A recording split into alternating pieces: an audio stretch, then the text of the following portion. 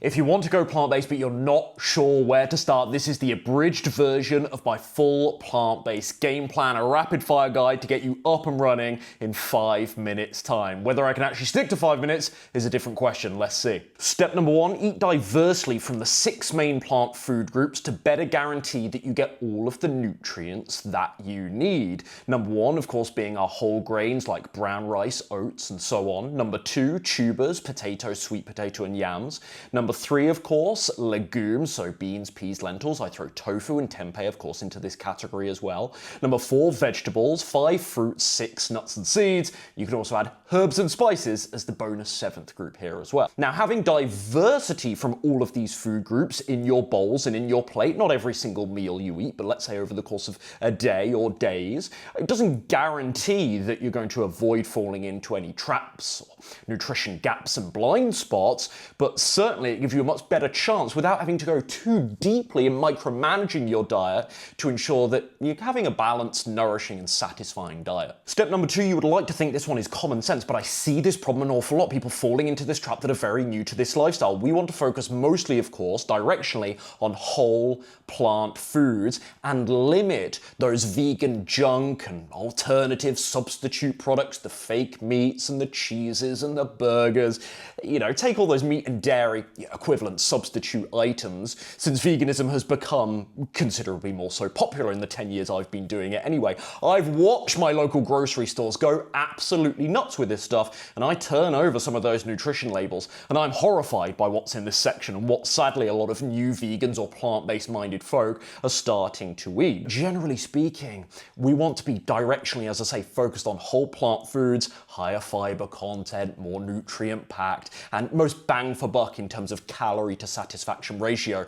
That's especially an important point if you're trying to slim down right now. Step number 3 I had to include because although it's overplayed, it is a genuine sticking point for people, and I want to empathize and work with that. But plant protein sources, these are so easy to come by on a plant-based diet. I personally love my tofu and my tempeh. TVP is a fantastic way to get a lot of protein into your diet if you are particularly athletic or breastfeeding right now, or you have muscle building goals. Seitan is an unbelievably lean source of plant protein, and of course our beans and lentils too, all adding protein grams to your daily totals. It really isn't hard with a bit of dietary planning. Step number 4, supplementation to support an otherwise very whole foods-led diet, as I've already promoted here.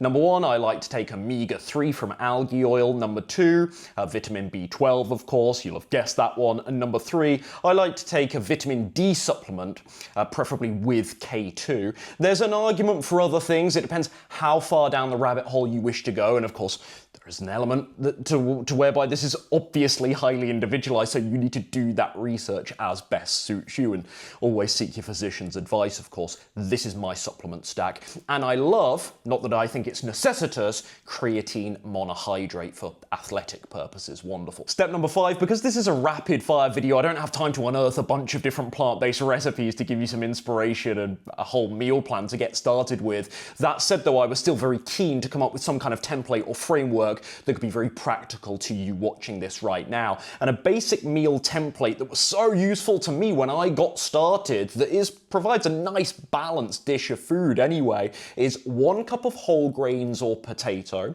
half a cup of beans, lentils, tofu, or tempeh, up to about 2 cups of vegetables of choice, and then some small amount of a fat source. It might be half an avocado, it might be a sprinkling, a tablespoon of seeds over the top, or a tahini-based dressing. Of course, this is a savory dish, but I wanted to give you some kind of template to get started with. Needless to say, again, this is something that needs tweaking to your particular nutrition needs, but there's something to work with anyway to get started. Number 6, quick one to explain. Sadly, it's something people don't do, and this goes across the diet spectrum, of course, but I like, as a rule of thumb, to have 2 cups plus, in many cases, of dark leafy greens per day. My personal favourites being kale and spinach. Collard greens, really underrated as well.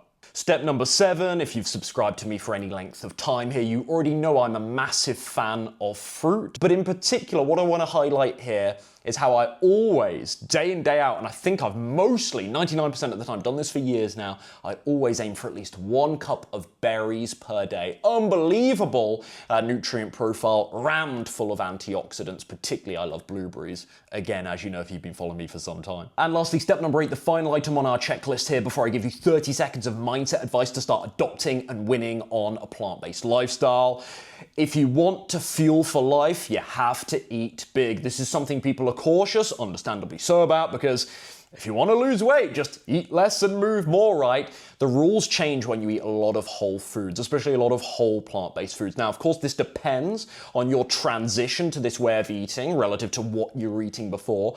But what you may likely find here is that lots of whole plant foods have a considerably lower caloric density than perhaps a lot of the things you're eating before, especially if you had a lot of processed junky food in your diet, but also then some of the more caloric dense meat and dairy items as well, the cheeses and the full fat milks and, you know, maybe the fattier cuts of meat in your diet and whatnot before. What you'll find is you get all of this volume, all of this voluminous fiber, all of these foods with, frankly, amazing self-limiting properties. These are all great advantages, especially from a weight loss perspective, as you can imagine. All of these foods with amazing advantages on a plant-based lifestyle, but it can drive your calories really, really low. And even if you want to lose weight right now, yes, it might be important that you're in a calorie deficit, of course, but you want to make sure that it's a sensible one and you're still getting enough fuel to feel amazing. I see a lot of people get this wrong. They switch to so many whole plant foods. Brilliant. Their diet is fantastic in terms of nutrients, but they're seriously under-eating on the calorie front, and it's only a matter of time before they crash and burn,